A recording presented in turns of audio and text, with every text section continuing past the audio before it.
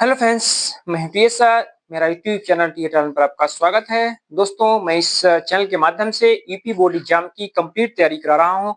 आज मैं साइंस का बेहद ही महत्वपूर्ण टॉपिक, जिसको आप बहुत ही ज्यादा डरते हैं, जिससे न्यूमेरिकल, उसको मैं लेकर के आया हूं। दोस्तों, आइए, आज आपके पास एक क्वेश्चन है कि एक अवतल दर्पण की फोकस दूरी 20 सेंटीमीटर है। इसके सामने एक वस्तु 15 सेंटीमीटर दूरी पर रखी गई है, तो प्रतिबिंब की स्थिति क्या होगी। दोस्तों, इस क्वेश्चन को सॉल्व करने से पहले हम लोग समझेंगे चिन्ह परिपाटी, चिन्ह का नियम समझेंगे। यू भी एफ कब धनात्मक होगा, कब ऋणात्मक होगा, इसके बारे में पहले हम लोग जानकारी प्राप्त करेंगे, फिर इस क्वेश्चन को सॉल्व करेंगे। आइए हम देखिए, यहाँ पे फिगर बना के रखे हैं।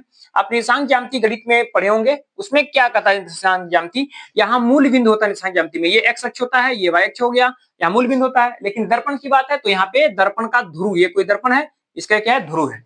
तो विज्ञान में जितनी भी दर्पण से संबंधित दूरी होती है, वो दर्पण के ध्रुव से मापी जाती है। दोस्तों, तो देखिए, दर्पण के ध्रुव से यदि दाएं की ओर आप चल रहे हैं, यानी दाहिने की तरफ चल रहे हैं, तो दूरी क्या हो जाती है, धनात्मक हो जाती है। यदि आप दर्पण के ध्रुव से बाएं चलते हैं तो दूरी क्या हो जाती है, ऋणात्मक हो जाती है। इस दर्पण के देखिए यहाँ पे, अब यहाँ देखिए, यदि ये एक्स अक्ष है ना, यहाँ से यदि ऊपर की तरफ ऊंचाई है, ऊपर की तरफ, तो इस कंडीशन में क्या हो जाएगा, धनात्मक हो जाएगा चिन्ह। यदि नीचे की तरफ है तो ऊंचाई, तो इस कंडीशन में क्या हो जाएगा, चिन्ह ऋणात्मक हो जाएगा। ठीक है दोस्तों, अब दर्पण में हम लोग समझते हैं कि दर्पण में कैसी है। मान लीजिए अवतल दर्पण है कोई, ये क्या है, अवतल दर्पण है। ये कौन सा दर्पण है, ये अवतल दर्पण है। अब देखिए, अवतल दर्पण आप देखते हैं हमेशा कि यहाँ मान लीजिए, यहाँ फोकस दूरी होगी अवतल दर्पण की, यहाँ पे मान लीजिए वक्रता केंद्र हो गया, यहाँ पे मान लीजिए कोई वस्तु है ओ डैश। अब देखिए, यहाँ से सब कुछ क्लियर हो जाएगा। पहले चिन्ह जब समझ जाएंगे तो आसानी से क्वेश्चन कर लेंगे। यहाँ देखिए, कोई किरण जा रही है, ऐसे लौटेगी, कोई किरण वक्रता केंद्र से जा रही है, ऐसे लौट गई।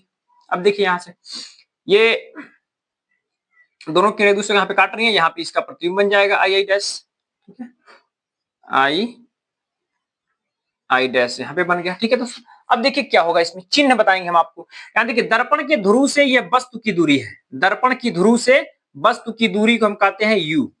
दर्पण के ध्रुव से, देखिए, दर्पण के ध्रुव से वस्तु यहाँ रखी गई है ना, तो ये देखिए, ये जो ओ से लेकर के पी तक की दूरी है, इसको हम कहेंगे वस्तु की दूरी।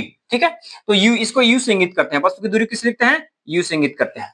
अब देखिए दोस्तों, यहाँ देखिए, ये प्रतिबिंब आपका यहाँ बना है आई पर, तो यहां से देखिए, ओ से लेकर के और आई तक की ये जो दूरी है ना, इस दूरी को हम क्या कहते हैं दोस्तों, इस दूरी को हम कहेंगे, क्या कहेंगे, प्रतिबिंब कहेंगे, यानी भी कहेंगे। इसको क्या कहेंगे, भी, यानी यह भी हो जाता है, यानी दर्पण के ध्रुव से प्रतिबिंब की दूरी हो जाएगी, आपकी भी हो जाएगी। ठीक है दोस्तों, अब मान लीजिए इसका फोकस दूरी, ये इसका फोकस दूरी यहाँ पे देखिए एफ में बनाया हूं, ये फोकस दूरी है। इस फोकस दूरी को हम कहते हैं स्मॉल एफ, तो फोकस दूरी कह देंगे स्मॉल एफ। अब हमको बताना है कि अवतल दर्पण में अगर प्रतिबिंब वास्तविक है, दो तरह प्रतिबिंब होते हैं, वास्तविक और आभासी। देखना, तो वास्तविक प्रतिबिंब की स्थिति में क्या होगा, यहाँ इस चिन्ह को देखिए और इसको देखिए, पूरी आपकी जो भी डाउट होगा चिन्ह संबंधी, वो अब नहीं रहेगा। दोस्तों देखिए, दर्पण के ध्रुव से बाएं की तरफ जितनी दूरी है, सब क्या है, ऋणात्मक है। अब यहाँ देखिए, ये दर्पण का ध्रुव है, यहाँ देखिए वस्तु किधर स्थित है, बाएं की तरफ, तो यह क्या हो जाएगा, ऋणात्मक हो जाएगा, क्योंकि बाएं की तरफ क्या है, ऋणात्मक है। फिर यहाँ देखिए, दर्पण के ध्रुव से प्रतिबिंब की स्थिति यहाँ पे है, ये भी देखिए किधर है, ध्रुव से बाएं की तरफ है, तो ये भी ऋणात्मक हो जाएगा। ठीक है दोस्तों, अब ये देखिए, अगर यहाँ दर्पण के ध्रुव से यहाँ फोकस दूरी आप देखते हैं, इधर ये भी बाएं की तरफ है, तो ये भी क्या होगा, ऋणात्मक हो जाएगा। यानी अवतल दर्पण में यदि प्रतिबिंब वास्तविक बन रहा है, उस कंडीशन में यू भी एफ तीनों क्या हो जाएगा, ऋणात्मक हो जाएगा। यह समझना आपके लिए बेहद महत्वपूर्ण है दोस्तों। अब देखिए, यदि एक कंडीशन इसमें आता है अवतल दर्पण में कि प्रतिबिंब यहां पर बनता है, पीछे जाकर प्रतिबिंब बना देता है, यहां प्रतिबिंब बनता है, ये केवल एक कंडीशन होता है। वो कंडीशन होता है जब वस्तु यहाँ स्थित होती है, ध्रुव और फोकस के बीच में कहीं यहाँ पे जब वस्तु होती है, इस कंडीशन में ऐसा होता है कि जो प्रतिबिंब होता है ना, वो प्रतिबिंब यहाँ बन जाता है, यहाँ। तो यह देखिए, दर्पण के पीछे प्रतिबिंब बन गया ना, तो इस कंडीशन में भी इधर बना, यानी पी से दाहिने की तरफ। तो जब आभासी प्रतिबिंब बनाएगा, आभासी प्रतिबिंब जब बनाएगा अवतल दर्पण, उस कंडीशन में देखना, यू तो इधर ये है, वस्तु तो इधर से जाएगी, तो यू तो ऋणात्मक होगा ही, भी जो है वो बदल जाएगा, क्योंकि देखिए भी दर्पण के दाहिने की तरफ चला गया, तो भी क्या हो जाएगा, ऋणात्मक हो जाएगा। और फोकस दूरी भी इधर ही है, तो फोकस दूरी भी क्या हो जाएगा, ऋणात्मक हो जाएगा।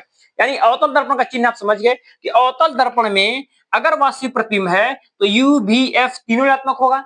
यदि आभासी प्रतिबिंब है उस कंडीशन में केवल जो भी है वो धनात्मक होता है, यू और एफ फिर भी ऋणात्मक ही होते हैं। ये रहा आपका अवतल दर्पण के लिए। अब हम लोग देख लेते हैं उत्तल दर्पण में चिन्ह कैसे निर्धारित करेंगे। उत्तल दर्पण में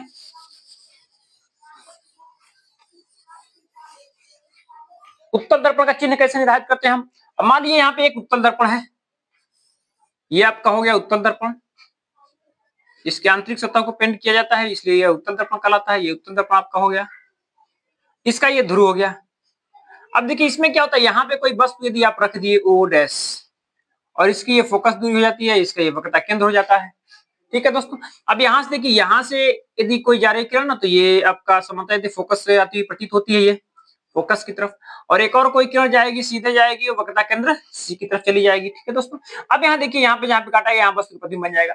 अब यहाँ ध्यान दीजिएगा आप, ये देखिए ये जो है आपका ध्रुव से किधर है, बाएं की तरफ वस्तु रखी गई है, तो यू इधर है, तो यू क्या हो गया, इसका ऋणात्मक हो गया क्योंकि ये बाएं की तरफ है। अब देखिए फोकस दूरी इसका क्या है, एफ।